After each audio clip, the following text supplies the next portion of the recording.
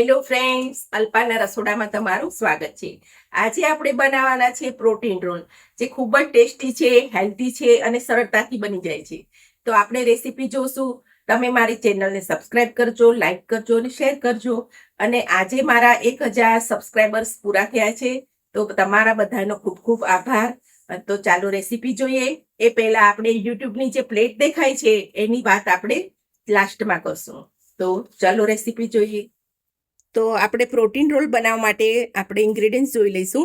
તો આ મેં પનીર લીધું છે, કોબી છે, ગાજર છે, કેપ્સિકમ છે, મગની દાળ મેં 2 કલાક પલાળીને લીધી છે, આ ઘઉંનો લોટ છે, આ ડીપ બનાવવા માટે સોસ છે, માયોનીઝ છે, મીઠું છે અને મિક્સ હર્બ છે. તો આ બે રેસીપી આપણે જોઈ લઈએ. તો આપણે આ દાળને મિક્સરમાં લઈ લઈશું. એની સાથે આપણે થોડું પનીર મિક્સ કરવાનું છે. તો આપણે પનીરના નાના નાના ટુકડા કરી અને એની સાથે ક્રશ કરી લેશું. અને બાકીનું પનીર છે એ આપણે સ્ટફિંગમાં વાપરશું. દાળ 2 થી 3 કલાક પલાળેલી હોવી જોઈએ. જો દાળ ઓછી પલળી હશે તો ક્રશ નહીં થાય બરોબર. તો હવે આને આપણે ક્રશ કરી લઈશું. તો આપણે પનીર અને દાળની પેસ્ટ તૈયાર થઈ ગઈ છે. એને આપણે બાઉલમાં લઈ લઈશું. પહેલાં આપણે પેસ્ટ લઈ લીધી છે. એની અંદર આપણે આ ઘઉંનો લોટ નાખશું. જોઈએ એ પ્રમાણમાં નાખવાનો છે. એની અંદર આપણે થોડુંક મીઠું નાખી દઈશું અને લોટને રોટલી જેવો બાંધવાનો છે. જો તમારે આમાં મેંદાનો લોટ નાખવો હોય તો તમે મેંદાનો લોટ પણ થોડો નાખી શકો છો, પણ મેં અત્યારે અહીંયા એકલા ઘઉંનો લીધો છે. તો આપણે જે મિક્સરમાં વાટ્યું હતું એ ધોઈને આપણે થોડુંક પાણી એમાં એડ કરી દઈશું. પનીર હોવાના હિસાબે થોડી રોટલી સોફ્ટ જ થશે, પણ તો બી આપણે લોટ રોટલી જેવો જ રાખવાનો છે. તો આપણો લોટ રોટલી જેવો એકદમ બંધાઈ ગયો છે. આને આપણે ઢાંકીને રાખી દઈશું.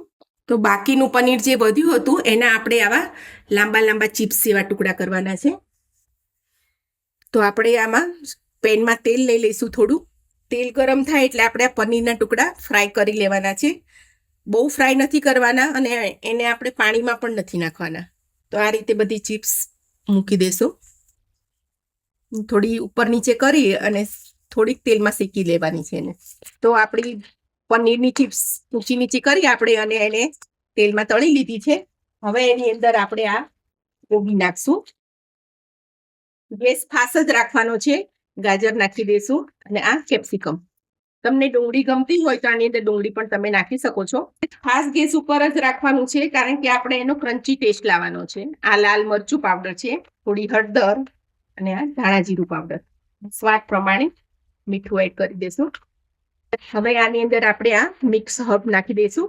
તમારે હજી થોડું તીખું કરવું હોય તો તમે મરી પાવડર નાખી શકો છો, પણ આમાં ચીલી ફ્લેક્સની તીખાશ આવી જાય છે. આ સમય હવે આપણે અહીંયા ગેસ બંધ કરી દઈશું. તો આપણે અહીંયા એક ડીપ તૈયાર કરવાનું છે. એની માટે મેં આ લીલા ધાણા છે એને ધોઈ લીધા છે.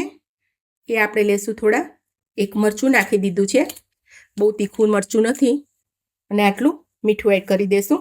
આ 1 ચમચી આપણે દહીં નાખીશું અને હવે આને ક્રશ કરી લેશું.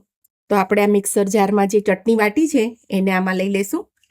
ત્યાર પછી આપણે આ મેયોનીઝ છે એ એમાં એડ કરી લઈશું. આ ડીપ ખૂબ જ ટેસ્ટી લાગે છે અને તમે બીજા કોઈ ફરસાણ સાથે પણ ઉપયોગ કરી શકો છો. તો આપણું ડીપ રેડી થઈ ગયું છે. હવે આને સાઈડમાં રાખી અને આપણે રોટલી કરી લેશું. તો રોટલીનો લોટ આપણે હવે કૂણવી અને એની રોટલી કરશું. બહુ જાડી નહીં, બહુ પતલી નહીં, એવી આપણે મોટી મોટી રોટલી કરવાની છે. તો આને આપણે મોટા ગુલ્લા કરી લઈશું થોડા. તો આપણે ગોળ ગુલ્લું કરી અને આ રીતે ઘઉંનો લોટ અટામણ લઈ અને આપણે સરસ વણી નાખશું. આપણો લોટ સરસ થઈ ગયો છે, સરસ વણાય છે. જો દાળ પલળી ના હોય સરખી તો વચ્ચે કકરી કકરી આવે તો વણવાની મજા ના આવે.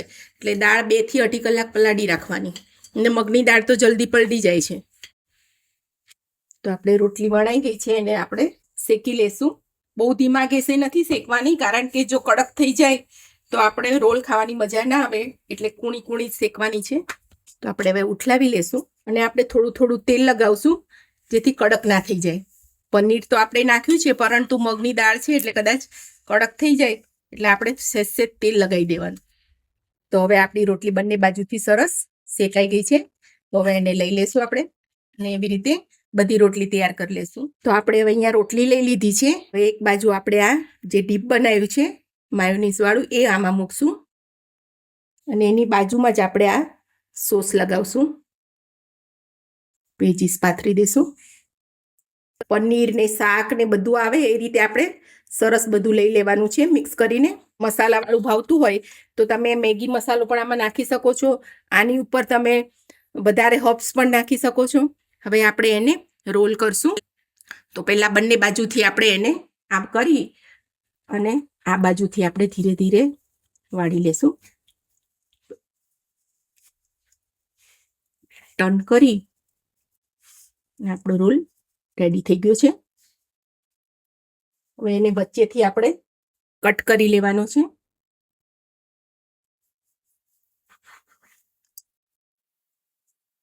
તો આ રીતે બધા રોલ આપણે તૈયાર કરી લેશું.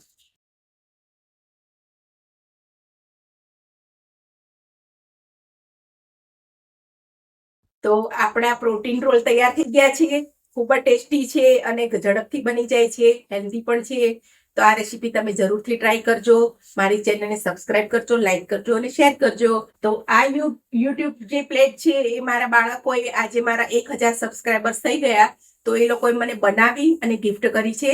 તો બધાનો ખૂબ ખૂબ આભાર.